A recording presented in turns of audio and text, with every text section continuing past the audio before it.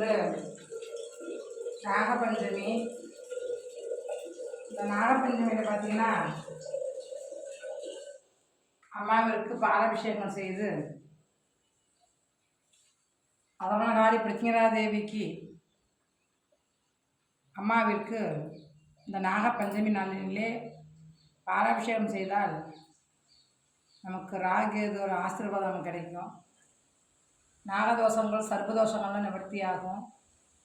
இந்த நாகபஞ்சமியில் பார்த்திங்கன்னா ராகு கேது நாகருக்கு சிறப்பு பூஜை இந்த நாள். அதனால் அம்மாவோட அபிஷேகத்தை பார்த்து அண்ணோட அருளை பெறணும். ஓம் சக்தி.